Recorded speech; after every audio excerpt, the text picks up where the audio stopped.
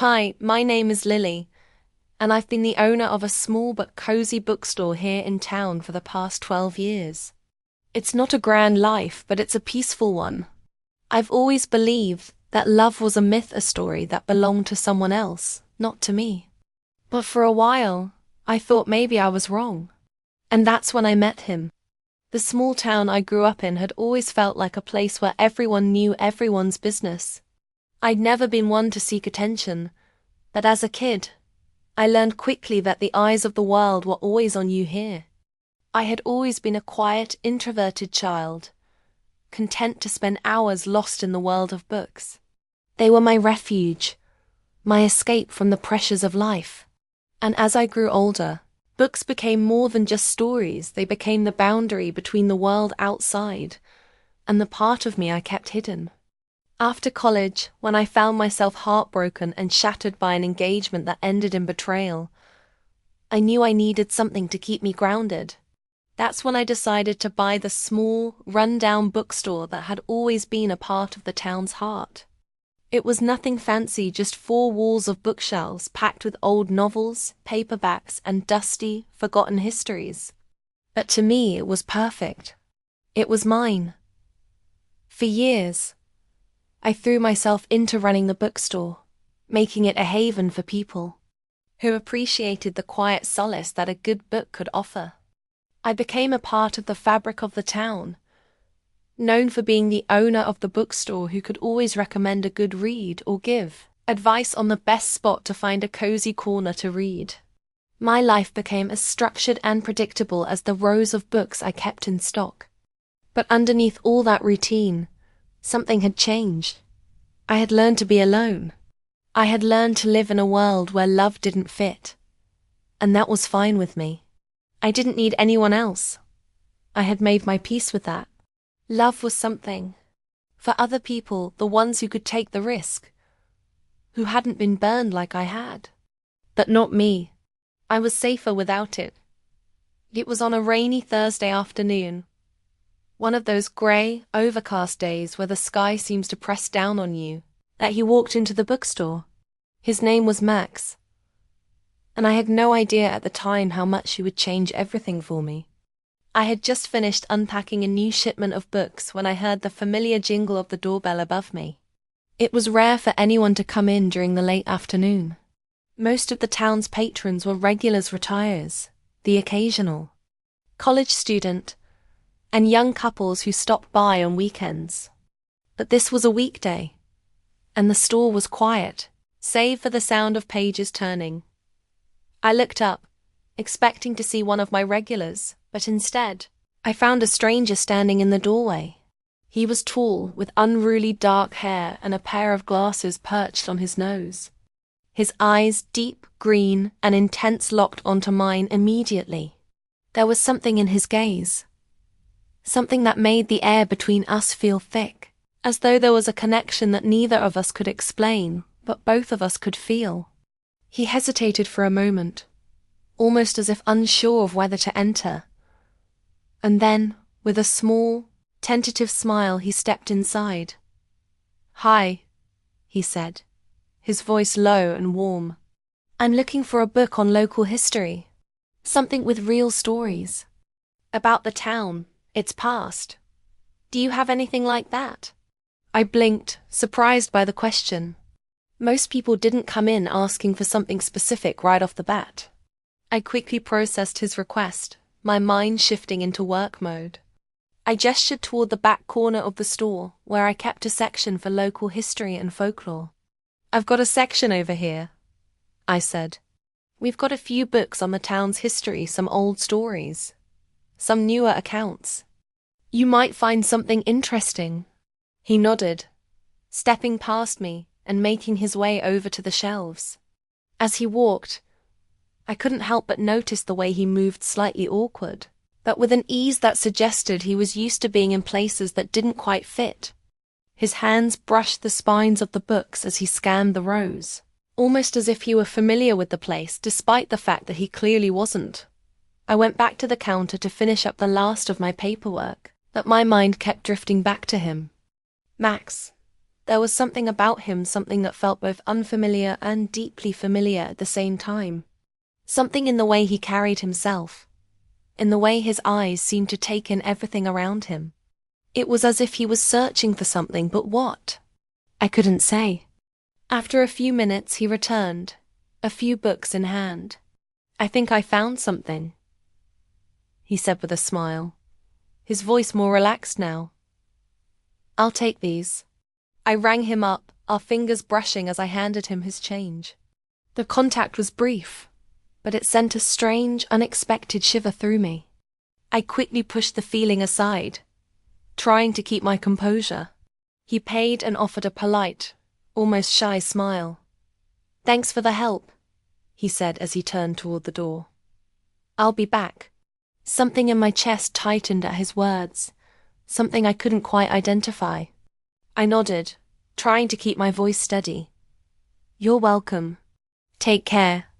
Over the next few weeks, Max returned to the bookstore often, each time with more books in hand, and a little longer conversation between us.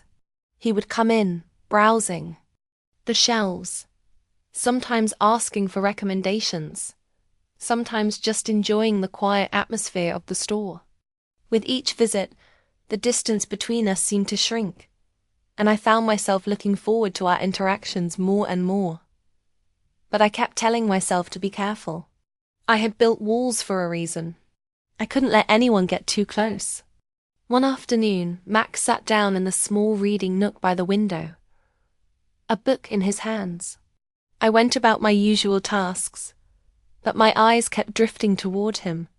There was something magnetic about him, something that drew me in, even though every instinct in me told me to pull away. But I didn't. I let myself watch, letting the warmth of his presence fill the empty spaces in my heart, spaces I had long kept locked away. It was when he stood to leave that day that things changed.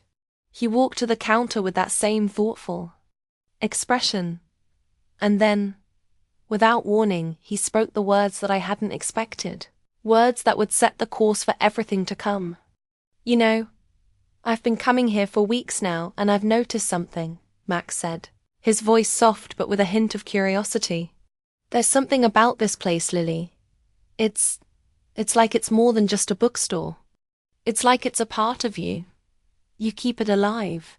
It's important to you." I froze, my heart racing.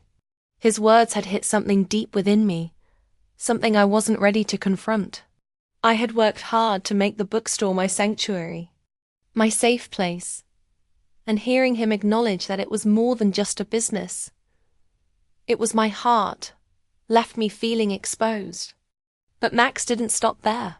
He smiled slightly, as if seeing the vulnerability in my eyes. "And you know what else I've noticed, Lily? You're not just running a bookstore.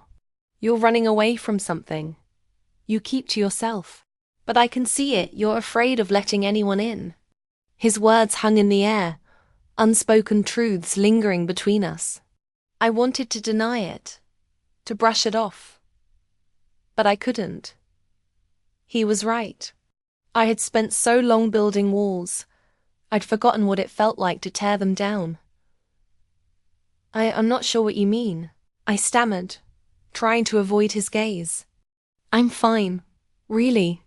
Max didn't say anything else, but his eyes stayed locked on mine. He seemed to be waiting, as if for me to say more, to admit what I hadn't even allowed myself to think. And for the first time in years, I found myself considering the possibility of letting go, letting someone in. The weeks after that afternoon in the bookstore felt like they were moving at a different pace, as if everything around me had shifted just slightly, enough for me to notice, but not enough for anyone else to see. Max had become a presence in my life, not just a regular customer, but someone I couldn't shake from my thoughts. Each visit, each conversation, even the brief moments when our hands would brush, seemed to carry more weight than before. I hadn't realized how much I had been avoiding connection until Max began to force me to face it. He wasn't like anyone I had ever known. He wasn't pushy, nor was he in any rush to break down my walls. He simply existed, patiently, persistently, as if waiting for me to come to terms with what was happening between us. Max didn't talk about relationships or the past or anything too personal at first. Instead, our conversations revolved around books, his love for history, my obsession with old novels, our mutual admiration for the way stories could shape a life. There was a quiet understanding in the way we spoke, a mutual respect for each other's space that didn't feel forced. But as we spent more time together, it became harder to ignore the way my heart would race when he was near, the way his presence seemed to fill the room, demanding attention without ever asking for it. One afternoon, after the store had closed for the day, I sat down behind the counter, organizing a new batch of books when I heard the doorbell chime. I didn't need to look up to know it was him. Max had a way of walking that made him impossible to ignore. Sure enough, I looked up to find him standing there, a small smile tugging at the corner of his lips.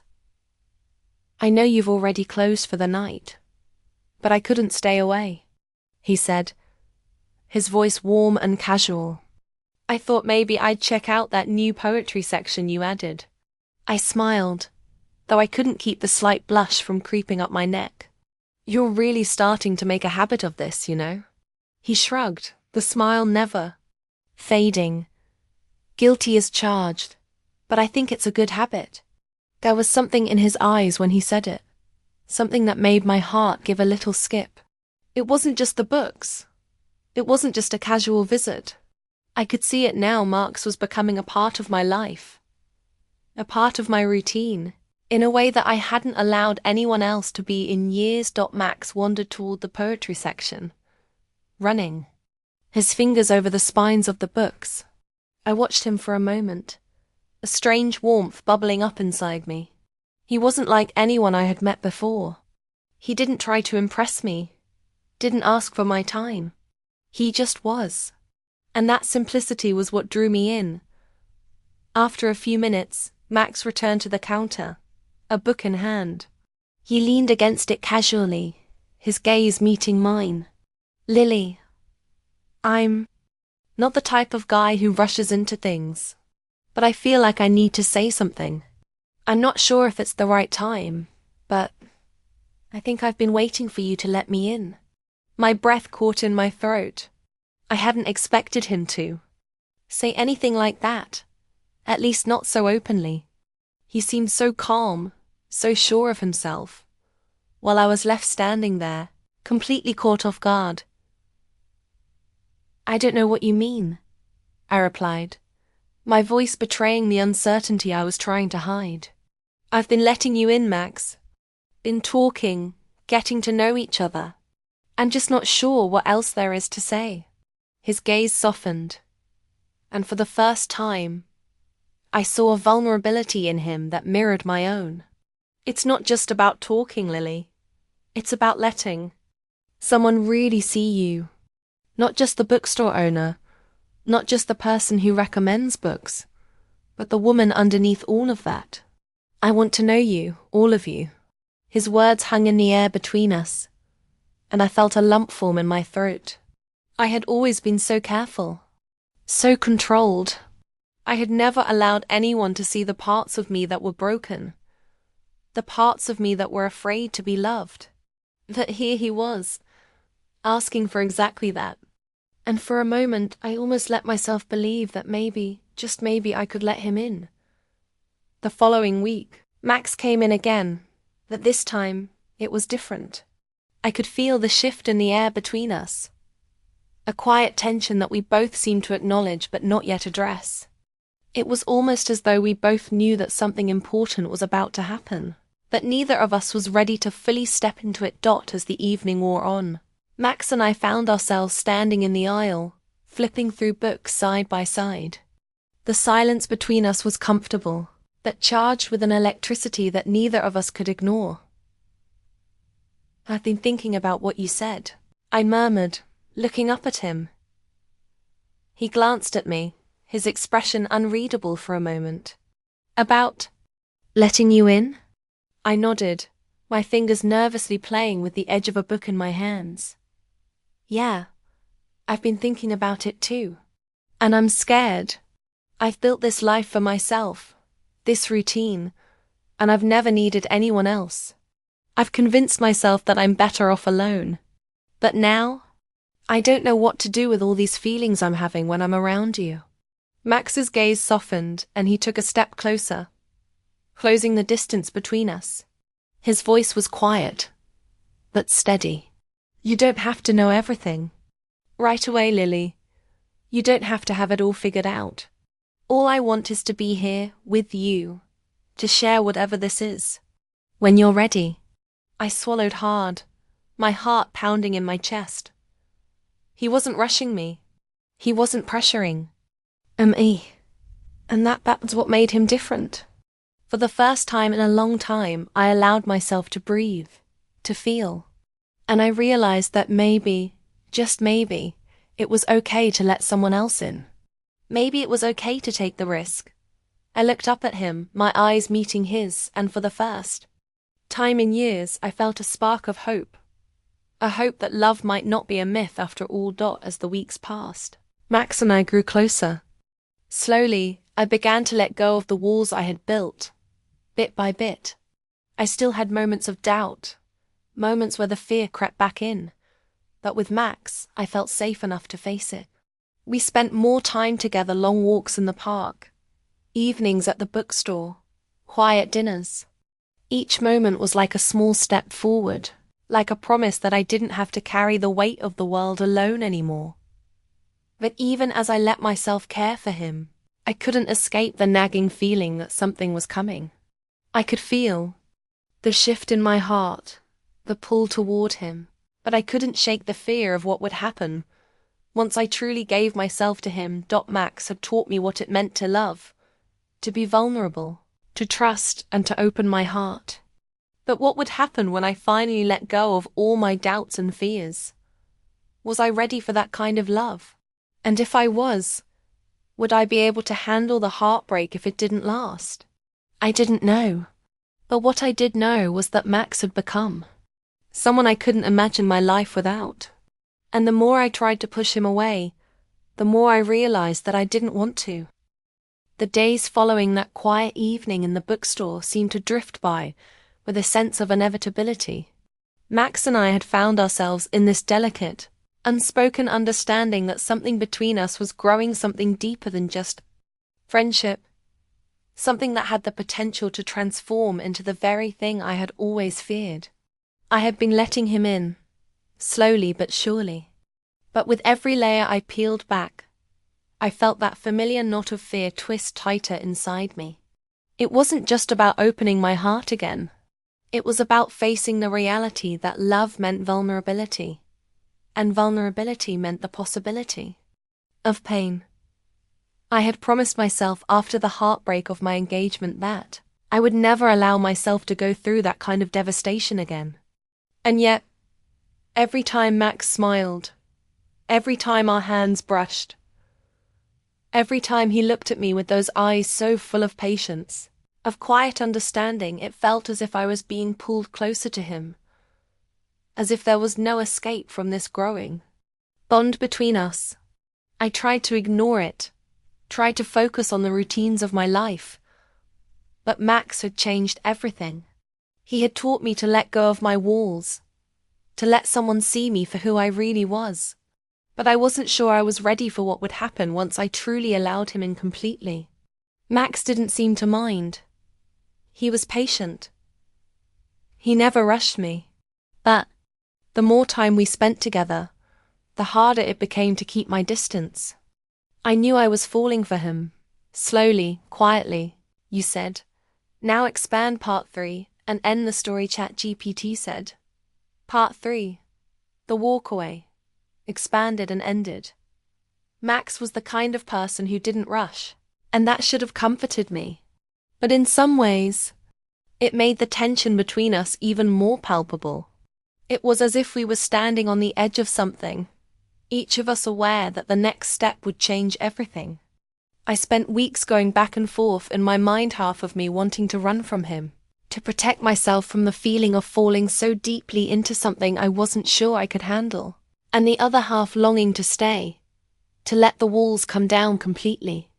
There was a comfort in the routine we had developed, meeting after hours, chatting about books, sharing stories, talking about the future without ever mentioning the obvious. The way our lives had intertwined, the way our chemistry seemed undeniable.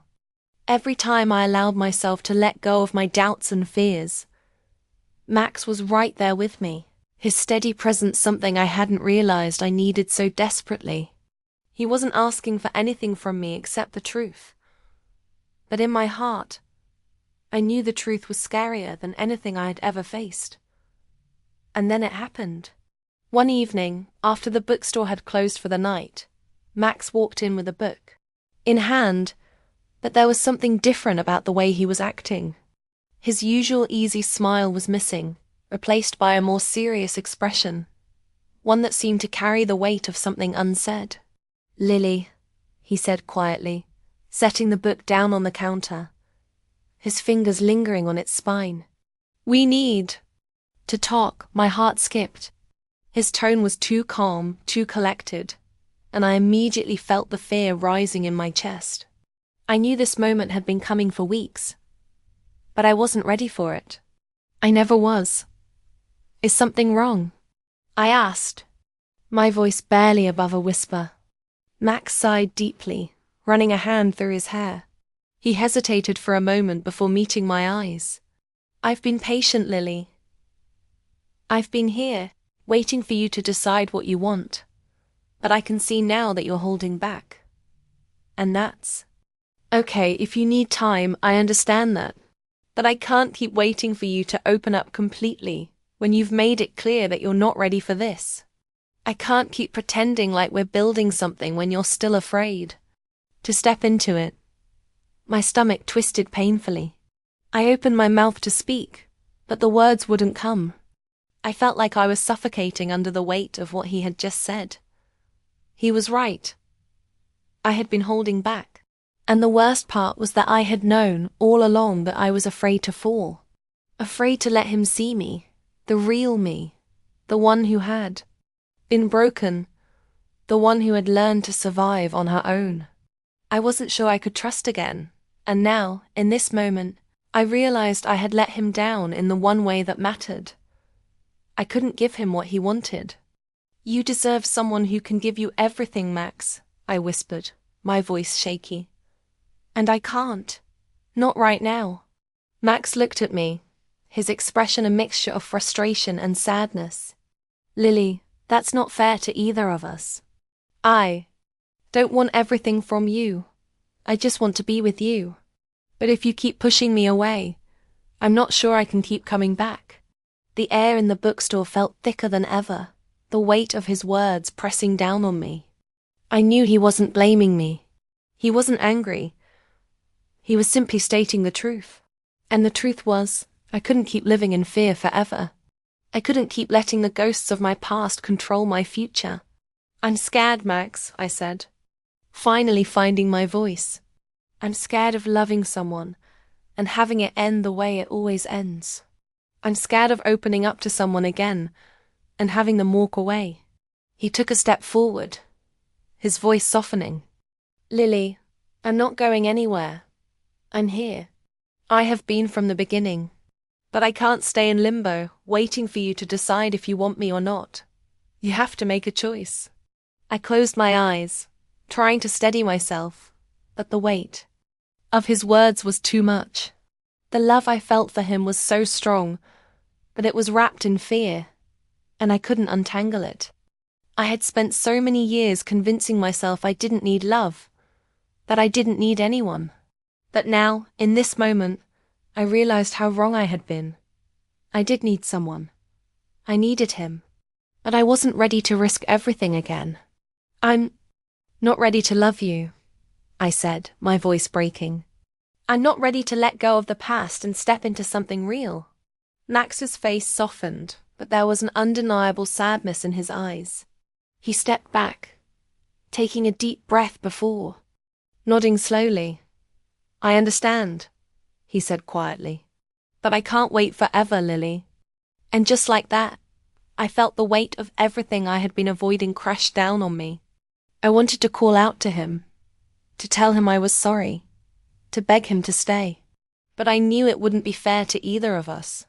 I had to let him go, even if it tore me apart. Max turned and walked toward the door, but before he stepped outside, he paused. He didn't look back, but his words lingered in the air like a final kiss. Goodbye, Lily. The door closed softly behind him, and I stood there, motionless, staring at the empty space where he had stood just moments before.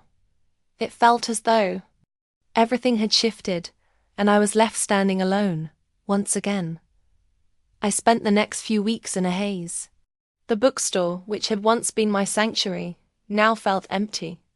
The joy I had once found in the books I sold seemed hollow, and the familiar routine of my days became a constant reminder of what I had lost. Max didn't come back. I knew he wouldn't.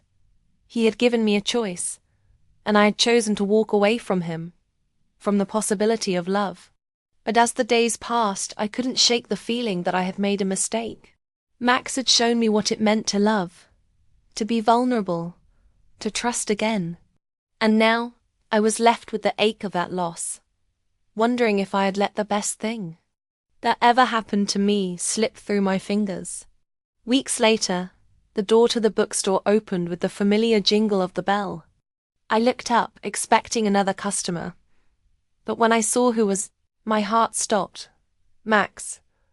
He stood there, looking as calm and composed as ever, but his eyes held something more. They held a quiet resolve. I made a decision, he said softly.